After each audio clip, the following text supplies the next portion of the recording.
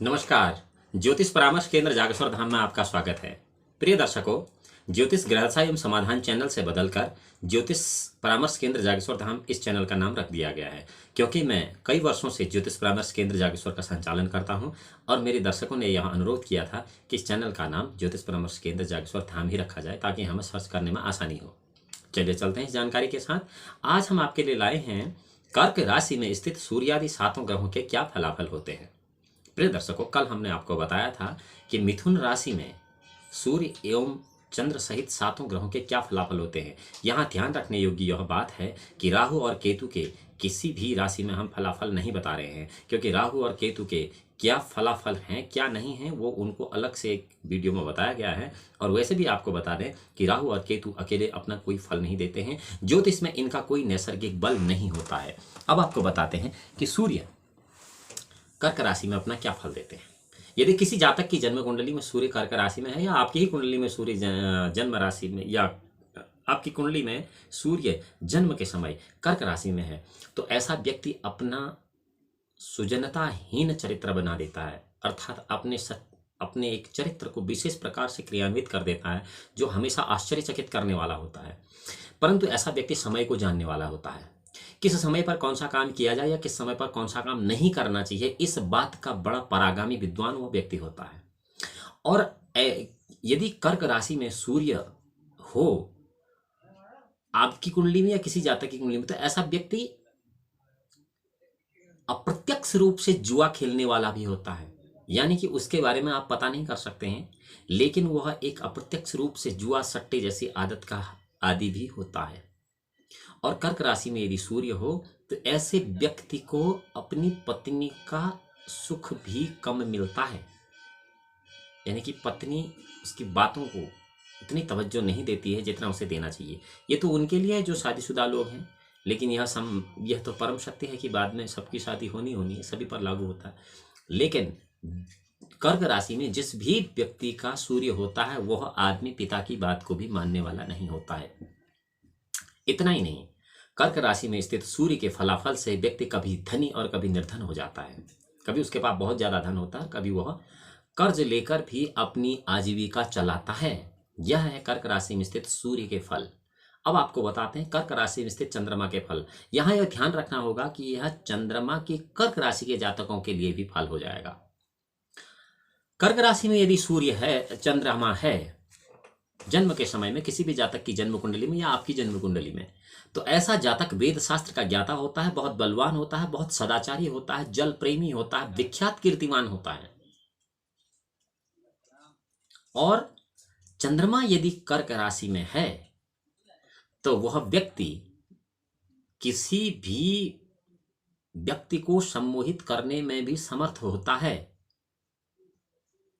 चलते मंगल की तरफ। मंगल यदि आपकी जन्म कुंडली में कर्क राशि में स्थित है या किसी भी जातक की जन्म कुंडली में मंगल यदि कर्क राशि में स्थित है, तो ज्योतिष के अनुसार मंगल को कर्क राशि में नीच का कहा जाता है। लेकिन यह कतई सत्य नहीं है कि वो यहाँ बुरे फल देता है। अक्सर यह देखा गया है कि कर्क राशि में यदि मंगल है तो उस जातक को भी बहुत शुभ फल प्राप्त होते हैं। यह निर्भर करता है कुंडली में ग्रहों की अन्य गणनाओं पर, जो कि आप अपनी पत्रिका को किसी विद्वान ज्योतिष से दिखा सकते हैं। यदि मंगल कर्क राशि में है तो व्यक्ति घर में ही रहने वाला होता है, खूब ज्यादा बकवास करने वाला होता है, अर्थात गप्पे मारने वाला होता है, काम कम करता है, दीन, थोड़ा सा स्वयं को दीनहीन समझता है, बुद्धि का उपयोग कम करता है, अत्यधिक बलवान शत्रुओं वाला होता है, और सही होने के बावजूद भी पत्नी से सर्वथा दुखी ही रहता है। चलते हैं बुध की तरफ। बुध यदि आपकी कुंडली में या किसी भी जातक की जन्म कुंडली में जन्म के समय में कर्क राशि में स्थित है, तो ऐसा व्यक्ति अपना जो आचरण है उसे इस बात का ध्यान नहीं रखता है कि इसका समाज पर क्या प्रभाव पड़ रहा है। वह अपने हिसाब से चलता रहता है, उसे किसी की नहीं सुननी है, वह अपनी बातें खुद करता है। गीत, नृत्य, संगीत का वह बड़ा प्रेमी होता है, जहां जाओ वहीं मनोरंजन करने के लिए लोगों को प्रेरित करता है। राजा का प्रिय होता है, प्रदेशवासी होता है, घर में उसका सर्वथा कोई लगाव नहीं होता है। चलते हैं देवगुरु बृहस्पति की तरफ। यदि कर्क राशि में देवगुरु बृहस्पति हों, यद्यपि ज्योतिष शास्त्र में देवगुरु बृहस्पति को कर्क राशि में उच्च का कहा गया है और ज्योतिष में पंच महापुरुष योगों में एक हंस नाम का योग भी देवगुरु बृहस्पति के कर्क राशि में रहने से ही होता है। लेकिन बार बार मैं आपको बता रहा हूं कि जो एस्ट्रोलॉजी की कॉम्प्लिकेसी है, यह साबित करती है कि यह जरूरी नहीं है कि कर्क राशि में गुरु आपको अच्छे फल ही देगा, क्योंकि यहाँ कर्क राशि में यदि बृहस्पति है तो आपको बहुत अच्छा धनवान तो बनाता है, पैतृक संपत्ति आपके पास होती है, आपको आय के क्षेत्र में कभी किसी प्रकार की कोई समस्या का सामना नहीं करना पड़ता है। परंतु कर्क राशि में यदि किसी व्यक्ति का बृहस्पति हो तो वह ऐसे तार्किक शास्त्रों को प्रस्तुत कर देता है जो सब लोगों को मुंह बंद करने पर बाध्य कर देते हैं। यद्यपि यह हमेशा सत्य नहीं होते हैं, परंतु तर्क के आगे अगला व्यक्ति मजबूर हो जाता है और वह अत्यंत वैभव संपन्न होता है और प्रिय वक्ता होता है। यद्यपि वह अपनी कला से सबको अपनी ओर आकर्षित करता है, लेकिन इसका यह कतई अर्थ नहीं है कि वहां पर देवगुरु बृहस्पति अच्छा फल ही देते हैं। यह तो हमारे ज्योतिष के पुराने मनीषियों का, पुराने विद्वानों का एक परिभाषित करने का अच्छा सा तरीका था। शुक्र यदि किसी भी जातक की जन्म कुंडली या आपकी जन्म कुंडली में कर्क राशि हो तो क्या फल देते हैं? शुक्र आगे यदि आपकी जन्म कुंडली में जन्म के समय में कर्क राशि में है तो ऐसा आदमी सत्कार्य करने वाला होता है, गुणवान होता है, स्वकला तथा दूसरों को वशीभूत करने वाला होता है। जितने भी बड़े बड़े तांत्रिक देखे गए हैं, इन तांत्रिकों की कुंडली में कर्क राशि में शुक्र बहुत उच्च का बिना किसी पाप ग्रह के दृष्टि या बिना किसी पाप राशि या पाप ग्रह के युत होता है। ऐसा शुक्र यदि कर्क राशि में किसी भी व्यक्ति के केंद्र स्थान या त्रिकोण में हो तो वह महाबली तांत्रिक होता है। और विद्वान ज्योतिषी ऐसे तांत्रिकों की कुंडली देखकर ही अपना बचाव पहले शुरू कर देते हैं। चलते हैं शनि की तरफ को। शनि यदि किसी भी जातक की जन्म कुंडली में कर्क राशि में हो तो ऐसा जातक मात्र सुख से हीन होता है। आपको बता दें कि 2, 6, 8 बार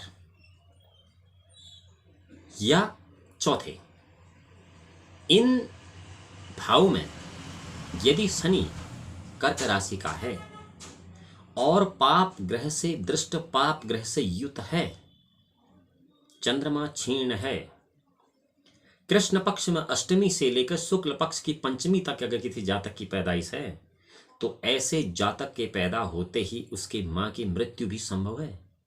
यह ज्योतिष शास्त्र कहता है। परंतु यह व्यक्ति बाद में शत्रुजित होता है। प्रिय दर्शकों, ये थे कर्क राशि में सूर्यादि 7 ग्रहों के शुभाशुभ फल। अब आपको बता देते हैं कि कोई भी जातक यदि कर्क राशि में सूर्यादि 7 ग्रहों के अशुभ फलों को छोड़कर शुभ फल प्राप्त करना चाहता है तो वह क्या उपाय करे? मंत्र है ओम इमं देवा असन पतग्वं सुभद्वं महते क्षत्राय महते ज्येष्ठाय महते जनराज्याय इंद्रस्य इंद्रियाय इमं मुष्यं पुत्रं मुष्य पुत्रमस्य विषभो विश्वस्माकं ब्रह्मणा गोंग्रजं चंद्रमसि नमः। इस मंत्र का आप सुबह शाम 1 माला जाप करें। आपको कर्क राशि में स्थित सभी ग्रहों के अशुभ फलों को छोड़कर शुभ फलों की प्राप्ति होगी। भगवान भोलेनाथ आपका कल्याण करें। अगली वीडियो में हम आपके लिए लाएंगे सिंह राशि में सूर्य आदि 7 ग्रहों का क्या फल होता है। तब तक के लिए नमस्कार।